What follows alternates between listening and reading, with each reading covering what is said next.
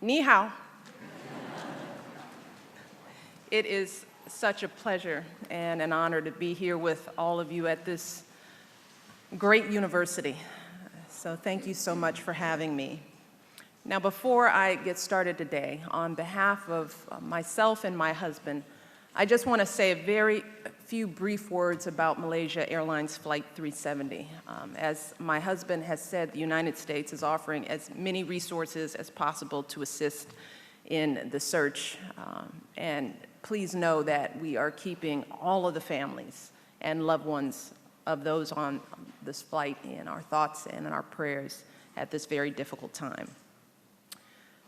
Now, with that, I want to start by recognizing our new ambassador to China, Ambassador Baucus, President Wang, Chairman Zhu, Vice President Li, Director Cuellar, Professor Ooi, and the Stanford Center, President Sexton from New York University, which is an excellent study abroad program in Shanghai, and John Thornton, Director of the Global Leadership Program at Tsinghua University. Thank you all for joining us. But most of all, I want to thank all of the students who are here today. And I particularly want to thank Eric Schaefer and Zhu Xuanhao for that extraordinary English and Chinese introduction. That was a powerful symbol of everything that I want to talk with you about today. See, by learning each other's languages and by showing such curiosity and respect for each other's culture, Mr. Schaefer and Ms. Zhu and all of you are building bridges of understanding that will lead to so much more.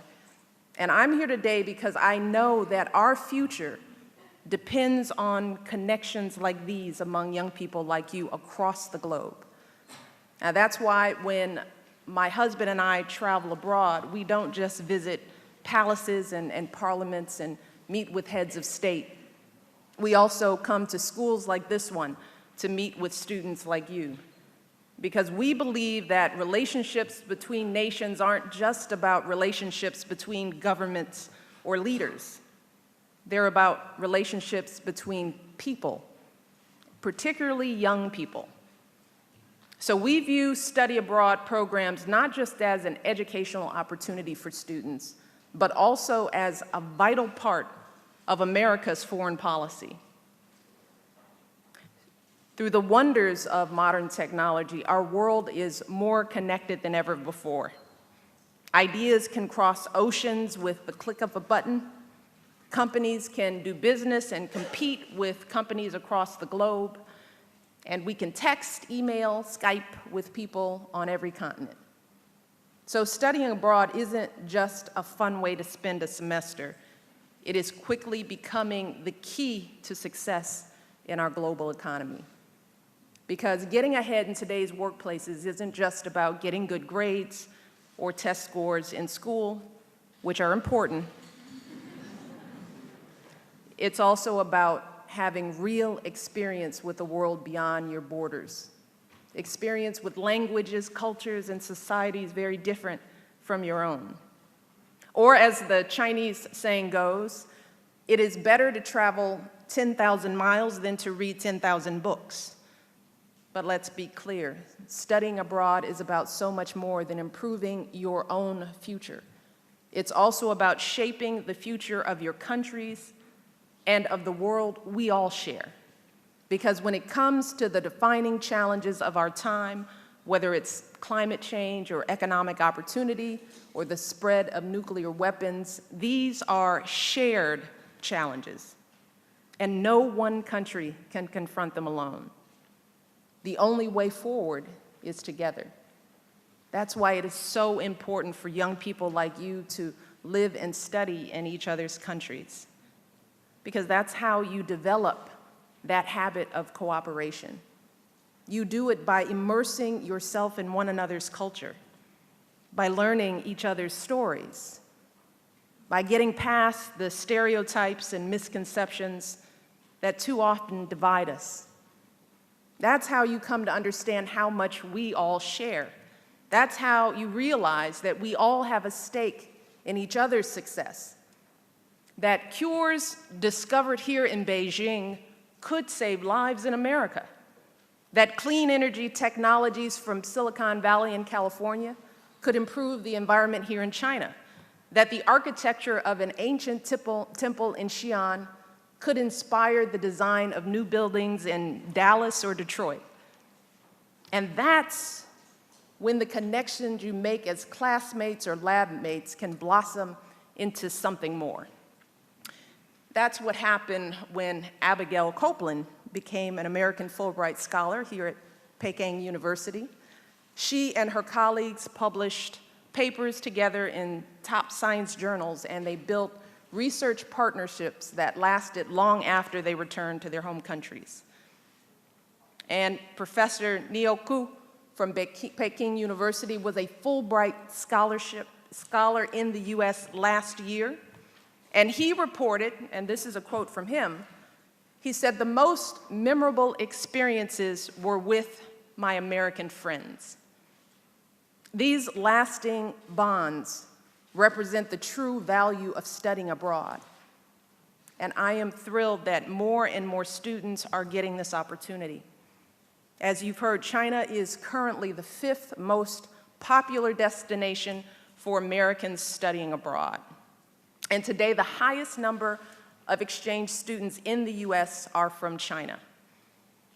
But still, too many students never have this chance.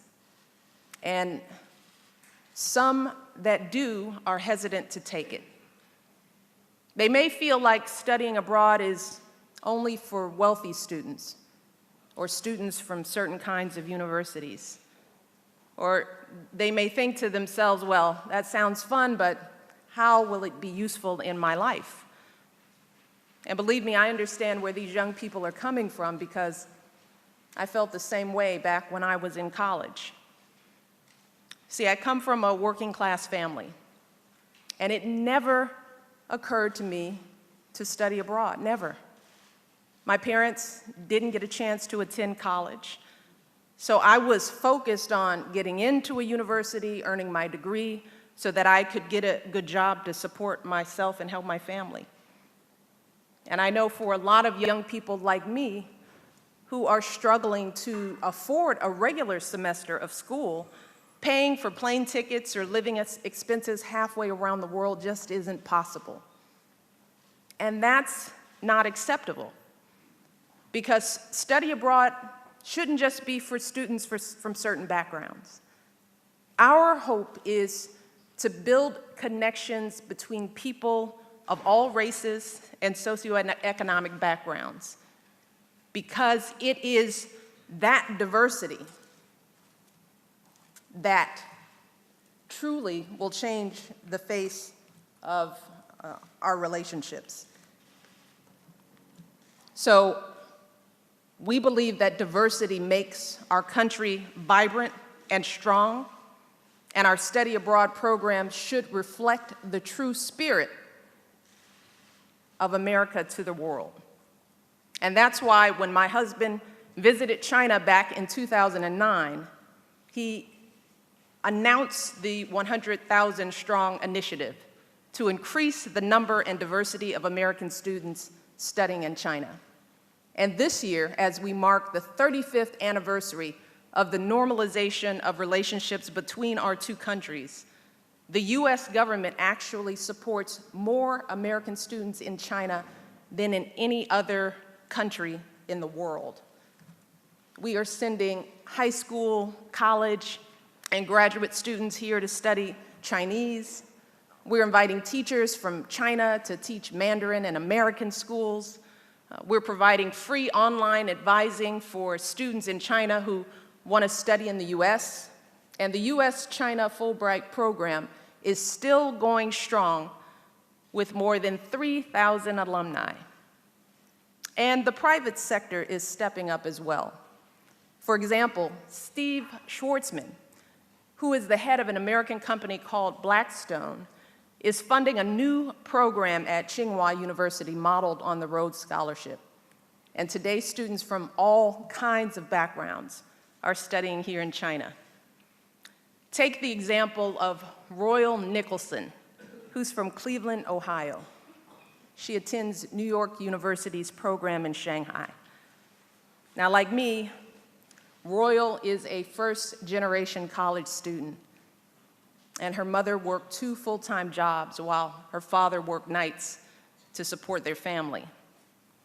And of her experience in Shanghai, Royal said, and this is her quote, she said, "This city oozes persistence and inspires me to accomplish all that I can." And happy birthday, Royal. It was her birthday yesterday. And then there's Philmon Haile from the University of Washington, whose family came to the US as refugees from Eritrea when he was a child. And of his experience studying in China, he said, "Study abroad is a powerful vehicle for people-to-people exchange as we move into a new era of citizen diplomacy." A new era of citizen diplomacy. I could not have said it better myself, because that's really what I'm talking about. I am talking about ordinary citizens reaching out to the world. And as I always tell young people back in America, you don't need to get on a plane to be a citizen diplomat. I tell them that if you have an internet connection in your home, school, or library, within seconds, you can be transported anywhere in the world and meet people on every continent. And that's why I'm posting a daily travel blog with videos and photos of my experiences here in China, because I want young people in America to be part of this visit.